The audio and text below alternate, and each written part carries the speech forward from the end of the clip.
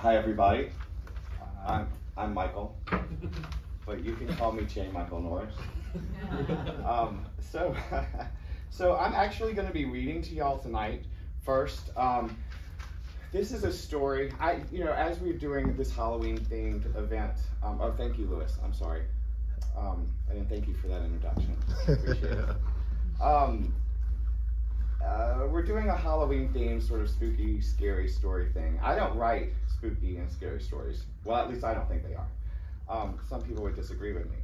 But I did, back years and years ago, write a story about some murders that were going on in a French Quarter hotel back many, many years ago. They weren't really going on. I made them up. But I dredged that story out, and I rewritten it and repurposed it. I believe it's going to be coming out on Louisiana Words sometime in the next few weeks. So that way you can get the ending, because you're only going to get most of the beginning today. So I'm going to go ahead and get started with my only, to date, really horror story called Room 412 at the Boutique Française. When Harold Barmore took the job of night desk clerk at the Boutique Française, a small hotel off an alley in the French Quarter, he thought it would be a good place to catch up on some reading, some writing, and maybe some sleep.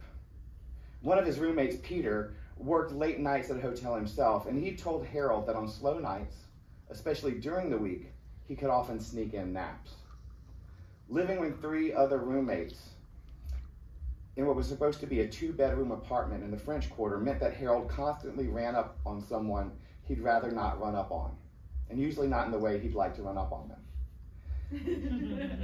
Either one of the boys he worked with, drunk and stoned and partially naked, or one of the girls the boys brought home, generally in the same condition. That could be more embarrassing. So yes, when Harold Barmore saw the advertisement online that read, "Small hotel needs front desk clerk, night shift, 10 p.m. to 6 a.m., in person, no calls," he was sold.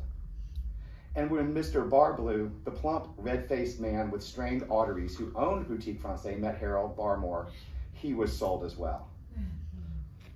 And that's not because Harold Barmore was the best candidate for the job. No, Harold, you see, had almost no practical experience in the workforce. He had canvassed for a political action group for 3 months when he first moved to New Orleans a couple of years ago, a group called Save Lake Pontchartrain. After that, he ran a register for 5 months at a bead and t-shirt store in the upscale outlet mall down by the river. Recently, he decided to give it a go. He decided to give it a go at Delgado Community College, where he was currently studying and incidentally failing English literature. It wasn't that Harold didn't like to read. No, Harold loved to read. He didn't like to dissect others' writings in an attempt to label and identify the parts. In short, he didn't think reading Hemingway should be like cutting open a frog to find the spleen. Harold, however, had something no one else applying for the position had. Harold had shown up.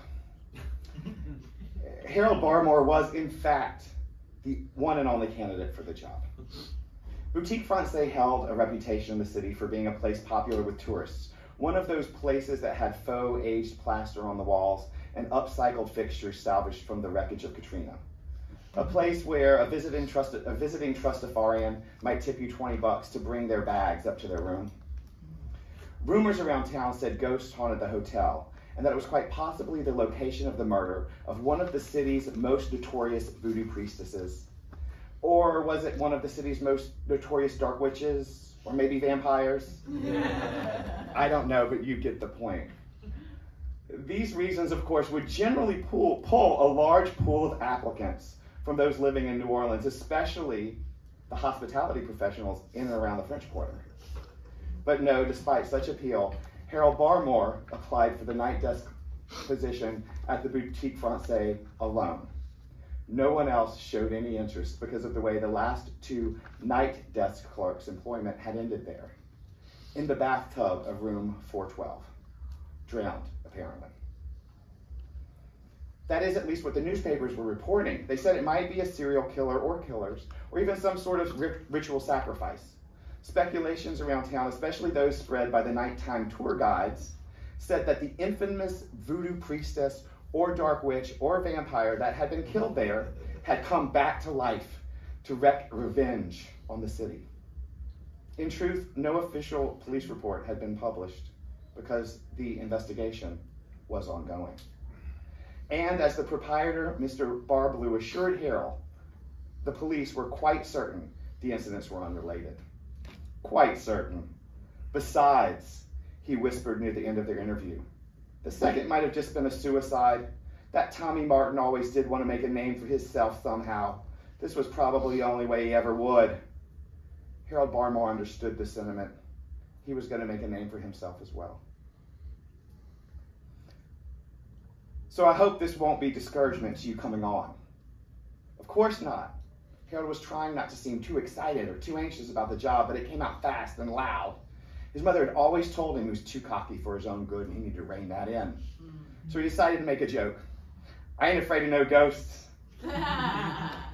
Mr. Barblue laughed quite a bit too hard, ending with a series of painful coughs that swelled his red neck, making Harold wonder for a moment if he might be having a heart attack.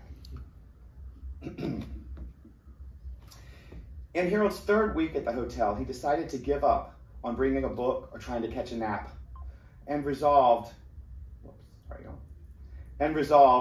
just to do some writing on his current novel, or novella, or short story, whatever it was going to be. Harold had underestimated the activity of a hotel in the French Quarter in the middle of the night, and every hour brought at least 5 or 6 new groups to check in, and generally just as many to check out, sometimes in as short as 25 minutes. Often older men arrived with their much younger nieces, wanting to stay the night, in a room with 2 twins, of course. We don't want anyone to get the wrong idea. No, we wouldn't, but leaving 45 minutes later might give at least an unusual impression. And it wasn't really that much quieter than being at his apartment, except at the hotel, he didn't have to hear the guests going at it. That was a plus. He was getting paid $10.50 an hour, seemed like a small fortune to him, especially after spending the last year living off of student loans and the occasional cash his mom would slip him when he visited home. She always slipped him a little advice too. You can't just be a writer, Harold. You got to get a real job. So when Harold could come up with a brilliant sentence or 2 between guests, he certainly didn't have enough time to concentrate on reading. Writing was much easier, he figured. Sometimes the break to check in a new arrival would add verve to his writing, help him move the plot along. One such night, he sat chewing at the end of his number 2 pencil, debating on the eye color for his main character. One of those interruptions he felt were so fortunate happened. Just as Harold decided to give his heroine bright green eyes so the reader would know that she was special, the front bell chimed, letting Harold know someone needed to be buzzed into the lobby. Pressing the button, Harold wondered, what might be on the other side? A drunk? A couple? A throuple? It was then something happened at the Boutique Francais that Harold Barmore had never seen before and would never see again. A woman walked in, alone. And this wasn't any woman, mind you.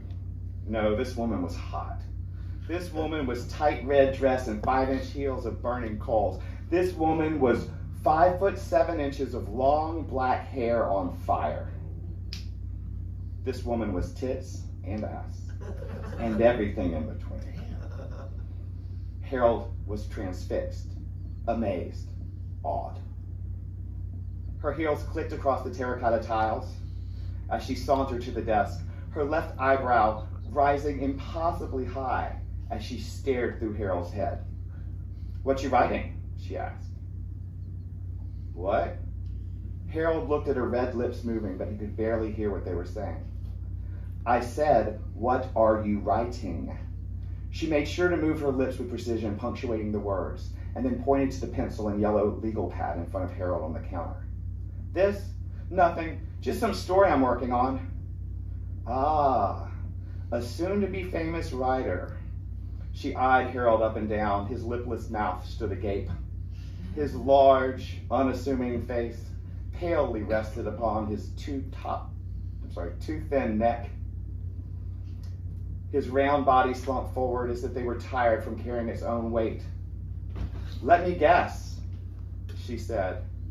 "You have a heroine with green eyes?" "Yes!"